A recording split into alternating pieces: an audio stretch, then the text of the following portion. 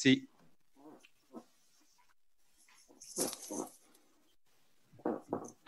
Alors, bonjour tout le monde. Bienvenue à cette séance régulière du comité exécutif. Nous sommes mercredi, le 9 septembre 2020, et il est 8h31. Alors, bien le bonjour, Madame la mairesse, qui est là virtuellement, comme en fait tous les membres du comité exécutif. Alors, bien le bonjour. Bonjour, Monsieur le Président. Bonjour. Physiquement ici dans la salle Peter McGill de l'édifice Lucien Saunier, qui sert, on se souvient, d'hôtel de ville temporaire. Alors, dans le sens des aiguilles d'une montre, donc dans le sens horaire, j'ai Monsieur le directeur général de la ville, Monsieur Serge Lamontagne. Ensuite, Maître Yves Saint-Don, donc greffier et directeur du service du greffe, de la direction générale, Maître Domenico Zambito. J'ai également M. Christopher Young du cabinet de la mairesse et du comité exécutif, de même que de la direction générale au fond de la salle, à une distance très, très réglementaire, Mme Isabelle Gauthier. Alors, bonjour tout le monde. Alors, on va pouvoir y aller avec l'adoption de l'ordre du jour. Il y a un ajout en 30.007, ce sera de décréter à nouveau pour une période de 5 jours l'état d'urgence. Et il y a également un retrait en 20.008.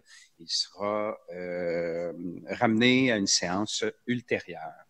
Alors, tel que modifié, je ne vois pas de main levée ni d'intervention sur mon écran. Alors, je considère que c'est adopté à l'unanimité. Alors, on y va rondement avec la rubrique des affaires contractuelles en 20. Alors, 20.001, il s'agit d'autoriser une dépense additionnelle de 4 596 076 et 12 sous taxes incluses pour l'option de 2 renouvellements annuels du contrat de maintenance, d'entretien et de support du SGI pour nos pompiers avec la firme ESIT Canada Services aux entreprises compagnie pour une période de 2 ans à compter du 28 novembre prochain. C'est adopté.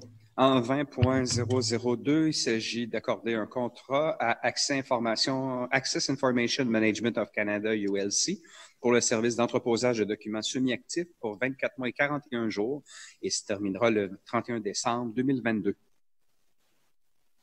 C'est adopté. En 20.003, accorder des contrats à la firme Service d'entretien Alphanet Incorporé pour la fourniture de services d'entretien ménager pour différents bâtiments du SPVM pour 3 ans à compter du 1er novembre prochain. Et il y a une possibilité de prolongation de 2 fois 12 mois. C'est adopté. 20.004, accorder un contrat à Altel Incorporé d'une durée de 36 mois plus 2 options de prolongation pour la mise à jour du logiciel Secure de la version CC800 à la version CC9000 pour les SPVM. C'est adopté. 20.005, autoriser une dépense de 5 679 601 et 53 sous taxes incluses pour exercer les options de prolongation de 2 périodes de 12 mois conformément à une entente cadre intervenue entre la Ville et Bell Canada. Et il y a également l'ajout de services accessoires. C'est adopté. 20.006, un contrat de fourniture de biens et de services à Aménagement Naturolac Incorporé pour la fourniture et la plantation des végétaux en vue de la restauration écologique au parc nature du Bois de Saraguet. Monsieur le Président. J'ai M.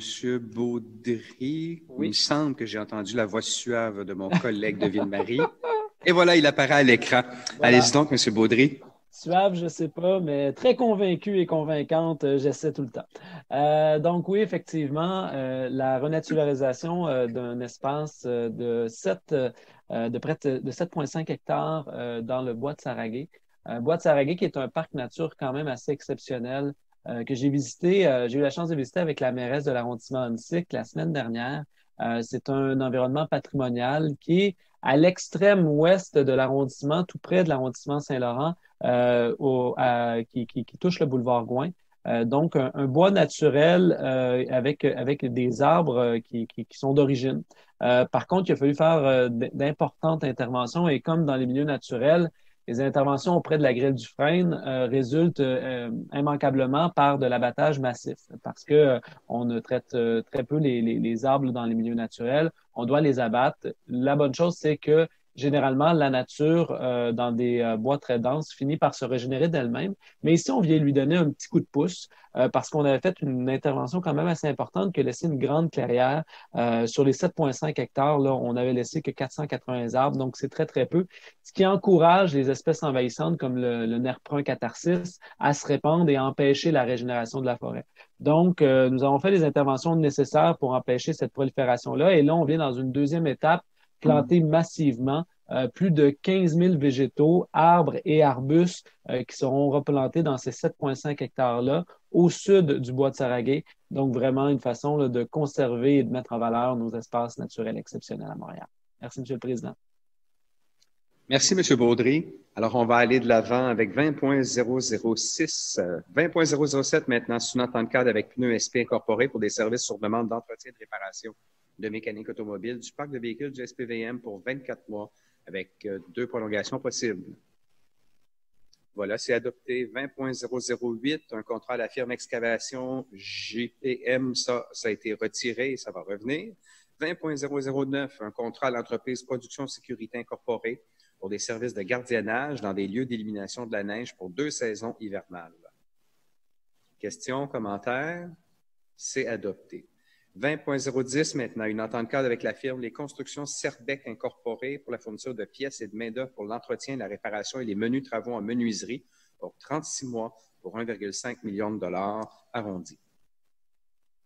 C'est adopté.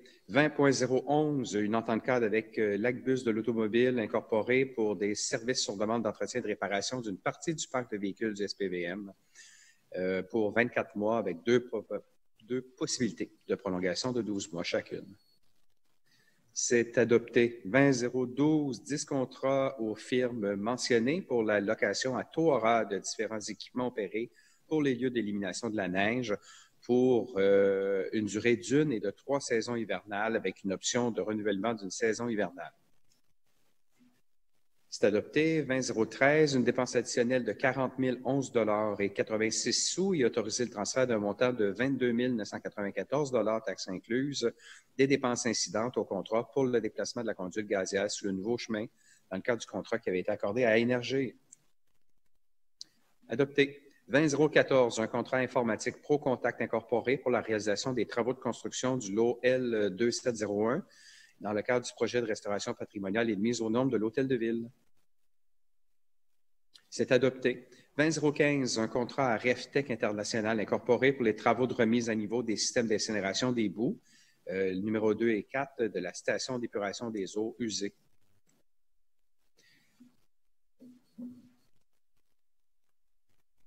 « 20.016, un contrat à Normec Construction incorporé pour la mise à niveau de 4 stations de pompage de la cité de Dorval. C'est adopté. 20.017, un contrat à Néolect incorporé pour l'installation de 60 détecteurs véhiculaires. C'est une dépense de 396 217,42 sous taxes incluses. C'est adopté. 20.018, un contrat à gestion Pachard incorporé pour la réfection du débarcadère de l'aréna Maurice Richard. C'est adopté. 20.019, un contrat de construction à Lheureux, Mongeau, J.C. Lauzon pour le remplacement du refroidisseur et différents travaux au bâtiment 2580 Saint-Joseph dans Rosemont-la-Petite-Patrie. C'est adopté. 20.020, un contrat à Suma Métal Architectural et Structural incorporé pour des travaux de construction du lot L0501 dans le cadre des travaux à l'Hôtel de Ville de Montréal. C'est adopté. 20.021, une dépense additionnelle de 339 176,25 taxes incluses dans le cadre du contrat de service professionnel d'ingénierie accordé à Cima Plus pour le projet de réfection des structures du passage inférieur Marcel Lorrain. C'est adopté. 20.023, on va exercer une option de renouvellement annuel pour la conception et la diffusion d'un parcours de formation en analyse d'affaires pour 12 mois dans le cadre du contrat qui a été accordé à AFI Expertise. Donc, ce sera pour du 20 septembre 2020 au 19 septembre 2021. Adopté. 20.024, 2 ententes cadres avec les firmes Yves Hamel et Associés, de même que SNC Lavalin Télécom, pour des services en ingénierie pour le câblage structuré et la radiocommunication pour 3 ans, avec une possibilité de prolongation de 2 années consécutives. C'est adopté. 20025, un contrat de gré à gré à la Corporation de l'École polytechnique de Montréal pour des tests de capacité de production d'un puits à colonne permanente et un puits d'injection en les connectant à leur unité de recherche en géothermie au Centre Père Marquette. C'est adopté. 20026, on va approuver la convention de financement à intervenir entre la Communauté métropolitaine de Montréal pour l'acquisition de milieux naturels dans Pierrefonds-Roxbourg. Monsieur le Président? Monsieur Baudry. Oui, effectivement, un petit point ici assez important, une grande acquisition qu'on a fait. Vous vous rappelez les terrains de Grilly qu'on a acquis, les 64 lots pour réaliser ce grand parc de l'Ouest. Mais ici, c'est une demande de financement que la Ville vient faire pour financer une partie de cette acquisition-là par la Communauté métropolitaine de Montréal, par le programme de la trame verte et bleue. Donc, 4,1 millions de dollars qui vont être un petit coup de pouce pour l'acquisition de ces terrains, de ces 64 lots, dans le but de créer ce Grand Parc de l'Ouest. En parlant du Grand Parc de l'Ouest, notre consultation va bon train. On a eu plus de 4500 personnes qui ont participé à notre sondage en ligne. C'est vraiment de l'inédit, surtout qu'on nos équipes, comme on dit, se sont virées de bord à la dernière minute pour offrir là, des outils de consultation là, en raison de la distanciation, donc en ligne. Mais la participation était au rendez-vous. On sent là, un grand engouement de la population montréalaise et des Villiers là, pour la création de cet énorme parc métropolitain. Donc, on est maintenant à l'étape là, de la mise en commun des idées qui se déroule depuis le 24 août. Donc, on sort les éléments là, des consultations qui ont ressorti le plus dans le but d'en faire une grande synthèse cet automne pour arriver avec un plan d'action pour le développement de ce Grand Parc de l'Ouest. Merci, M. le Président.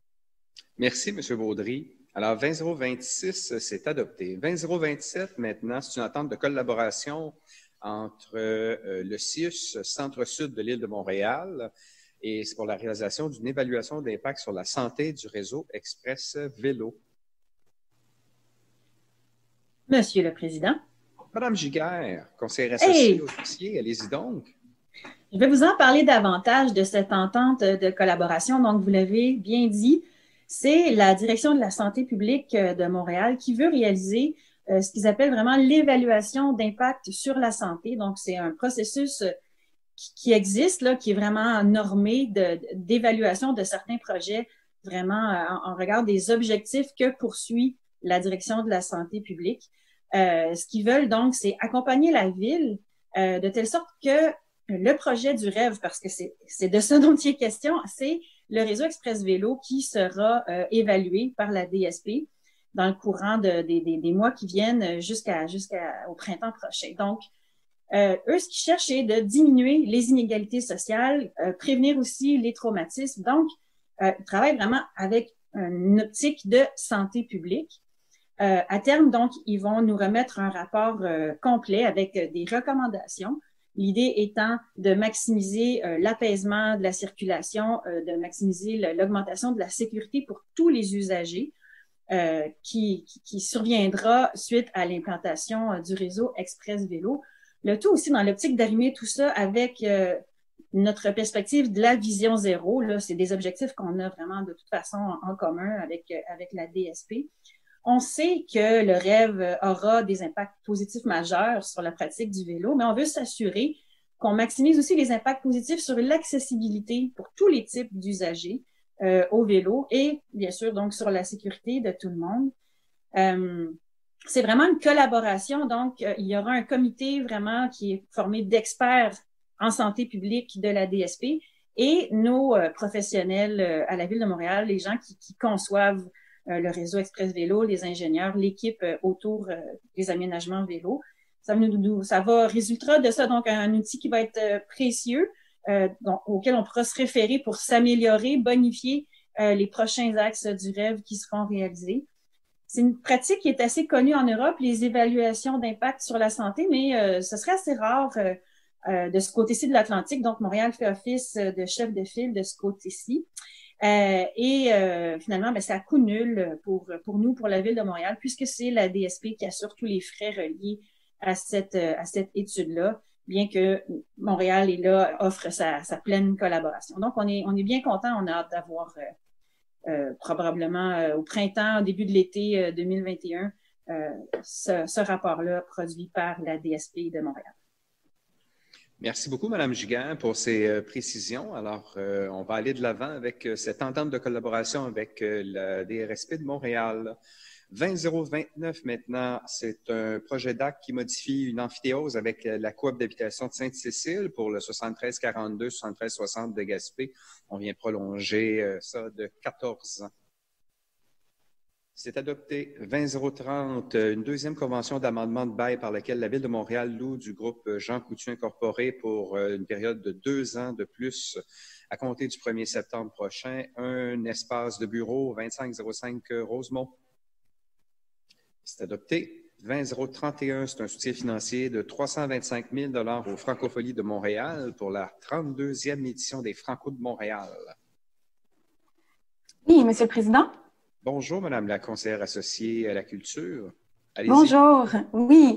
Alors, on se rappellera que, avec la pandémie, les rassemblements ont été interdits jusqu'au 31 août 2020.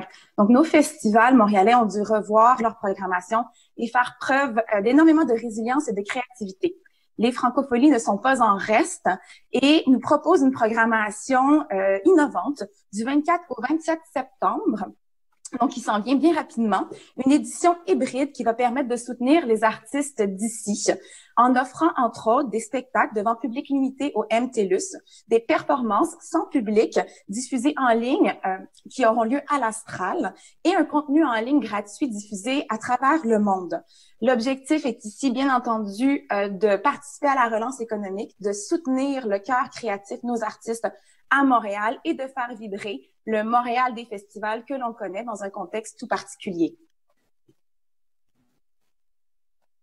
Merci beaucoup. Merci beaucoup, Mme Parent. Alors, 20031, on va de l'avant. 20032, on va approuver une entente et la réception d'une subvention du ministère de la Sécurité publique pour la participation au SPVM, pour ce projet. Adopté. 20033, soutien financier non récurrent de 10 000 $ à la foire Écosphère, environnement et écohabitation pour la planification et la coordination des activités de l'édition montréalaise 2020 de la foire. Et il y a bien sûr une convention y étant associée. C'est adopté. 20034, un soutien financier non récurrent de 15 000 $ à l'Association québécoise Zéro Déchet pour la planification et la coordination de l'édition 2020 du festival. C'est adopté. 20035, un soutien financier non récurrent de 17 500 $ au Front commun québécois pour la gestion écologique des déchets. Et c'est pour l'édition 2020 de la Semaine québécoise de réduction des déchets. C'est adopté. 20036, abroger la résolution mentionnée et accorder un soutien financier non récurrent de 55 000 $ au Conseil québécois du commerce de détail. Et c'est pour le soutien à la mission dans le cadre de la pandémie de COVID-19 et l'événement TAG cette année. Je vois M. Rabouin tout sourire qui demande la parole. Bonjour, Monsieur le Président. Merci de me céder la parole. En fait, je veux juste présenter rapidement le Conseil québécois du commerce de détail. C'est un partenaire de longue date de la Ville de Montréal, mais ça a été un partenaire précieux pendant la crise sanitaire. On est encore dans la crise sanitaire, mais dans tout le travail de définition des mesures d'urgence que la Ville a mis en place, on a travaillé vraiment étroitement avec le Conseil québécois du commerce de détail, le CQCD, et l'Association des sociétés de développement commercial. On se rappelle que le Conseil, le CQCD, a mis en place un programme financé par la Ville d'accompagnement des commerçants pour le virage numérique. Donc, ça a été un élément très important dans la stratégie. On se rappelle que les commerces, à un moment donné, étaient fermés et leur seule façon d'aller chercher des revenus, c'était par les ventes en ligne. Donc, ça a été un projet qu'on a travaillé avec eux qui a été très utile. Et là, dans ce cadre-ci, il devait y avoir le grand sommet du commerce de détail qui devait se tenir en mars avec plus de 1300 détaillants. C'est un grand rendez-vous annuel. La Ville est toujours partenaire de cet événement-là. Mais en mars, on a eu le décret gouvernemental interdisant tous les événements. Donc, évidemment, une grande partie des frais reliés à l'organisation de l'événement étaient déjà dépensés, donc c'est impossible de les rembourser et on a maintenu notre contribution comme on le fait dans la plupart des événements là, dans lesquels la ville est partenaire. Mais le commerce, le CQCD a aussi produit une série d'informations là, pendant toute la crise là, accessibles aux commerçants montréalais. Il a organisé une cinquantaine de webinaires, donc plusieurs infolettes pour s'assurer que les commerçants étaient bien informés de toutes les mesures et les services qui étaient à leur disposition à Montréal. Donc ça, c'est pour le premier 30 000. Le 25 000, c'est pour soutenir un événement qui va se faire à l'automne, en partie en mode virtuel, en partie en vraie personne. Et le thème est particulièrement pertinent dans le contexte actuel, c'est le commerce à l'ère numérique. Donc, c'est un événement qui va se tenir à l'automne, dont évidemment la Ville souhaite être partenaire parce que c'est un grand enjeu pour la question du commerce, hein, le commerce qui est en grande transformation là, depuis quelques années. Et dans le contexte de la crise, la transformation est plutôt accélérée. Donc, on est très heureux d'être partenaire de ces deux volets-là pour une contribution de 55 000 au Conseil québécois du commerce de détail. Chers collègues, pour ces précisions. Alors, c'est apprécié. On va de l'avant avec 20.036. Ce qui nous amène à la rubrique administration et finances, et on débute ça avec 30.001, soit d'offrir au conseil d'arrondissement de Ville-Marie de prendre en charge la planification et l'exécution des travaux de réaménagement du square Chaboyer. C'est adopté. 30.002, c'est d'approuver la programmation d'activités culturelles et sportives spéciales dans le cadre exceptionnel de la crise présente et autoriser l'occupation du domaine public du 10 septembre au 20 novembre prochain.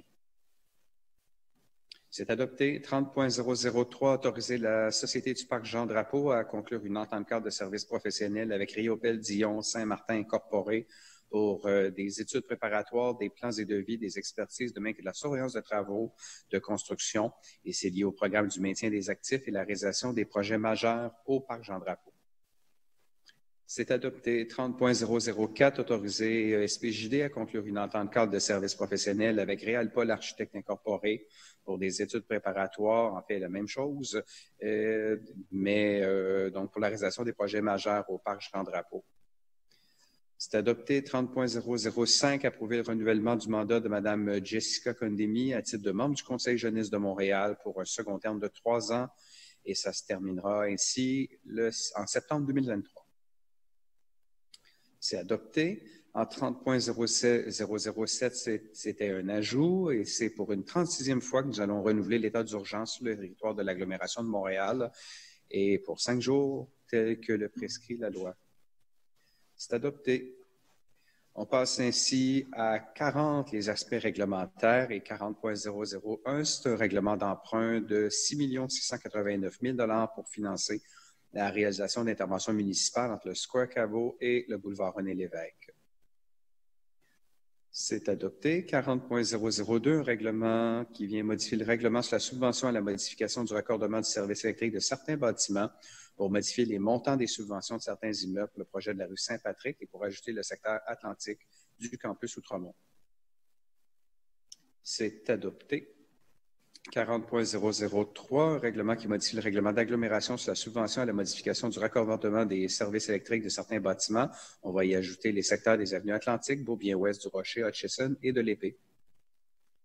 C'est adopté. 40.004, adopter un règlement qui modifie le règlement sur les commerces de prêts sur gage ou d'articles d'occasion. C'est adopté. Et dernier point à l'ordre du jour, soit 60.001, va prendre acte du rapport sur les décisions déléguées qui concernent la conclusion de contrats relatifs à la location et d'aliénation d'immeubles pour l'ensemble du mois de juillet 2020, conformément, bien sûr, à notre règlement intérieur. Alors voilà, c'est tout pour l'ordre du jour, mais pas pour la séance, puisque, comme le fait hebdomadairement notre mairesse, elle prendra la parole et nous entretiendra d'un certain nombre de points. Madame la mairesse, c'est à vous. Merci beaucoup, Monsieur le Président. Alors, je suis heureuse de pouvoir m'adresser à vous ce matin de la maison. Et les premières nouvelles dont je voulais vous parler, c'est celles concernant justement la santé publique et la situation de la COVID. Alors, hier, on a tous été informés par le ministre de la Santé, M. Christian Dubé, des différents codes d'alerte qui allaient être mis en place. Évidemment, ces conversations-là avaient eu lieu avec nous au préalable, mais je pense que c'est une façon pour le gouvernement du Québec de pouvoir nous tenir informés, les citoyens, citoyennes des différentes régions, mais également celles et ceux qui doivent poser des gestes en conséquence. On a appris hier que il y avait 4 régions qui sont passées en zone jaune, donc qui sont passées du vert au jaune, mais Montréal ne fait pas partie de ces régions-là. Alors évidemment, je me réjouis de ce bilan. Et j'ai 2 messages pour les Montréalais et Montréalaises. D'abord, le premier, c'est un grand merci de respecter les règles et de faire des efforts considérables dans votre quotidien pour contrer le virus, surtout avec la rentrée des classes. Ça amène tout un lot de défis pour les parents et les enfants, mais vraiment, je vous remercie. Et mon deuxième message, bien sûr, c'est celui de ne pas baisser la garde.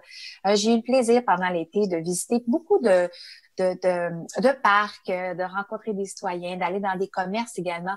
Et j'ai vu à quel point tout le monde était mobilisé vraiment pour respecter les règles et faire tout en leur pouvoir pour contrer une possible deuxième vague. Et bien sûr, à Montréal, on souhaite qu'elle soit la plus petite possible. Alors, un grand merci et on lâche pas, on continue d'être très vigilant face à la COVID. Alors, bien sûr, comme on l'a fait pendant la première vague, la Ville de Montréal va continuer à jouer un rôle très proactif, un rôle que je juge qui est complémentaire à celui du gouvernement du Québec. Et on l'a vu pendant la première vague, ce mot d'ordre de ne laisser personne derrière est très important pour nous. On a posé des gestes forts, mais on a bien l'intention de continuer à s'adapter en fonction d'une situation qui, on l'a vu, on le sait, peut changer rapidement. Alors, nous serons là.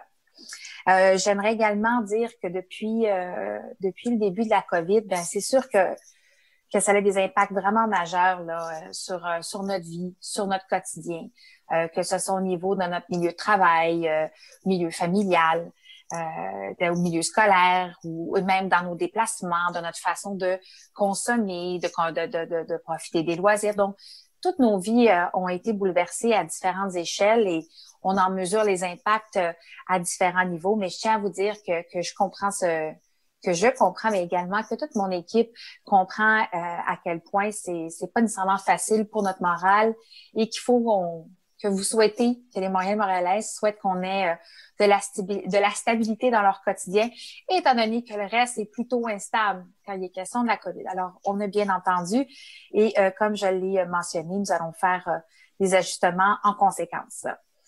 Comme on l'a annoncé la semaine dernière, les voies piétonnes et les voies cyclables, là, ce qu'on appelle les VAS, quand on les a annoncés en mai, on a dit que ce serait temporaire et c'était une des façons pour s'adapter à la COVID, pour offrir des mesures de distanciation physique pour les piétons et les cyclistes cet été, pour permettre à celles et ceux qui restaient en ville de profiter de la ville, justement. Alors, ces VAS sont temporaires et donc on a annoncé la semaine dernière qu'elles seraient retirées de façon progressive. Et bien sûr, de ce grand projet de mobilité sécuritaire qui a été déployé dans un temps record. D'ailleurs, je remercie les équipes de la Ville de Montréal et des arrondissements qui ont fait un travail incroyable dans cet esprit de rendre le quotidien des Montréalais et Montréalaises plus agréable. On a appris beaucoup de choses et également on a collecté des données pour mieux comprendre la fréquentation, les usages, tant au niveau des chiffres, mais aussi de l'expérience. Alors, je pense que ça nous a donné beaucoup de matière à réflexion pour les prochaines années, quand il est question de partager l'espace public, évidemment. Alors, je voulais également revenir, là, je vous ai parlé des mesures temporaires qu'on a installées pour la COVID et qui sont retirées progressivement telles qu'on l'avait annoncé. Maintenant, je vais vous parler du REV, le REV qui est le réseau Express Vélo, qui, lui, a été annoncé il y a plus d'1 an et qui est une mesure permanente et qui vise vraiment à sécuriser les déplacements autant pour les automobilistes, pour les piétons et pour les cyclistes. C'est vraiment le but du réseau Express Vélo. Et la vision que l'on a pour Montréal. Alors, ces travaux, le premier tronçon est sur Saint-Denis. Les travaux ont commencé plus au nord, il y a quand même plusieurs semaines. Et à la demande des commerçants qui sont plus nombreux sur Saint-Denis, à la hauteur du plateau Mont-Royal, de l'arrondissement du plateau Mont-Royal, on a repoussé les travaux pour plus tard en saison. Donc cet été, il y a pas eu de travaux, mais là on est rendu dans le tronçon où on sait que plusieurs commerçants et commerçantes sont inquiets.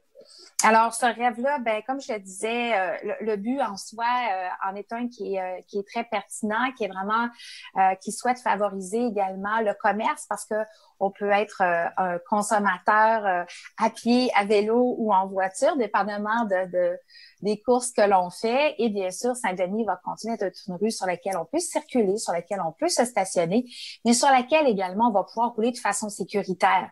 Et vous savez à quel point pour notre administration, la vision zéro, là, on l'a dit, c'est pas juste un slogan, c'est réel.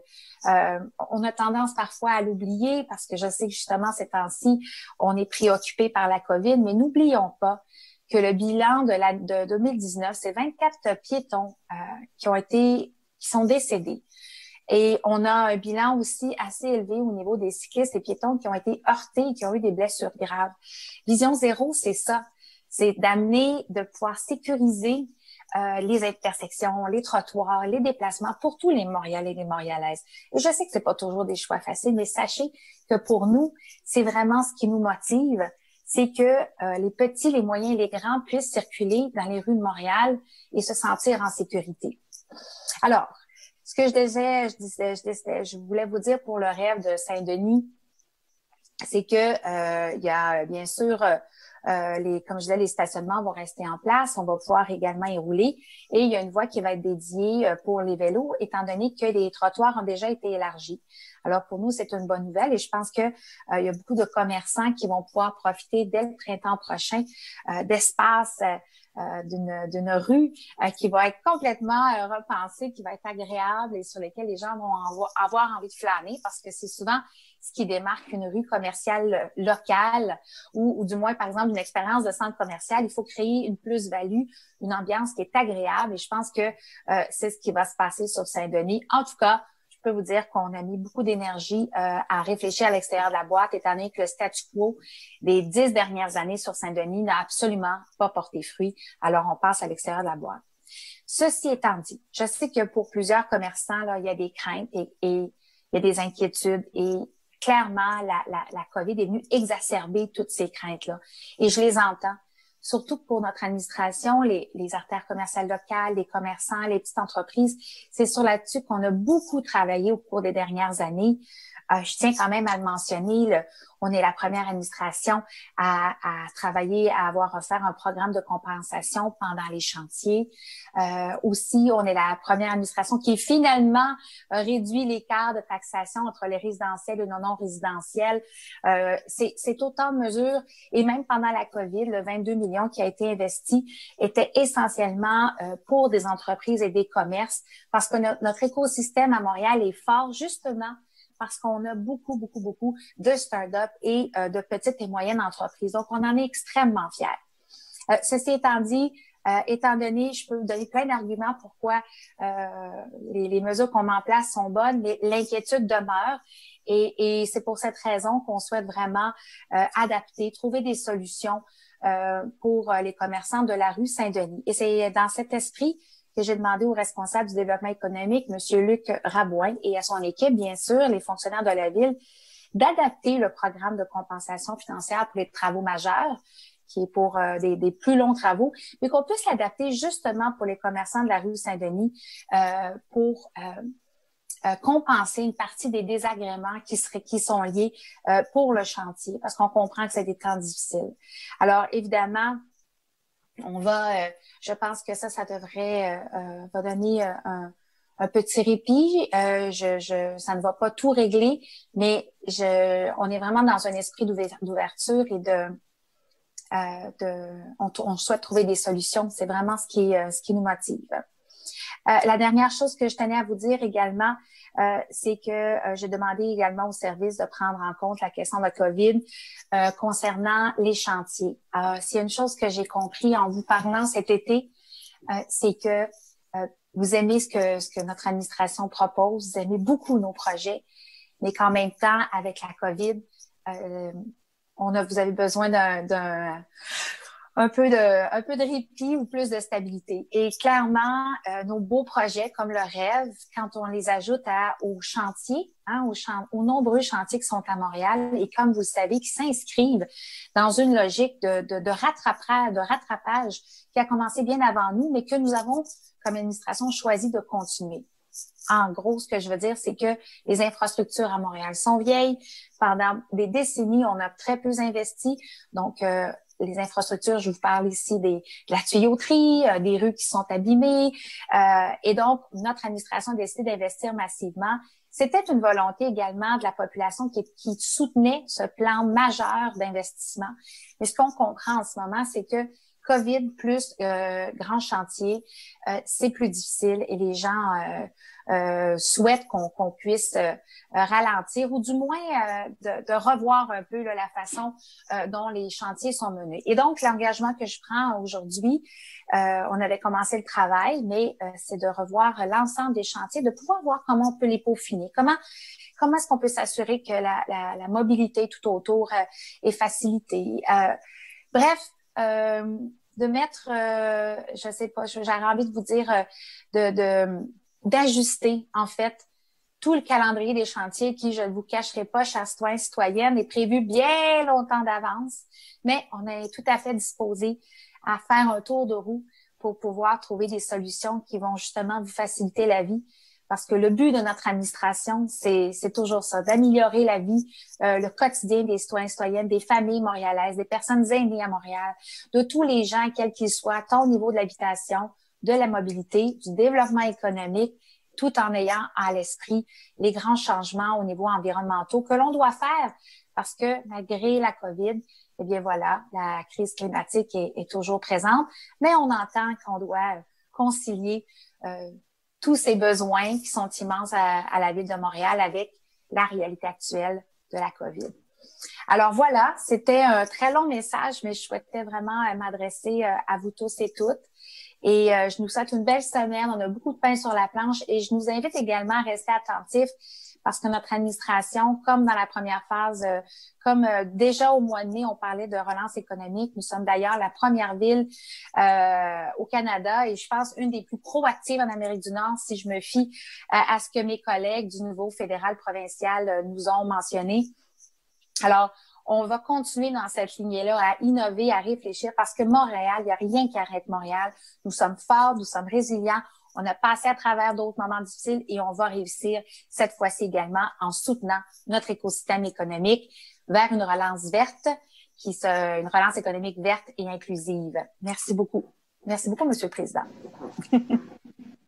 Merci beaucoup, Madame la mairesse. Alors, là-dessus, ça met fin à la partie publique de nos délibérations. On va se revoir la semaine prochaine, soit mercredi le 16, même heure, même poste. D'ici là, bonne semaine et continuons d'être vigilants et d'appliquer l'ensemble des consignes de la santé publique. Merci beaucoup. Passez une excellente journée.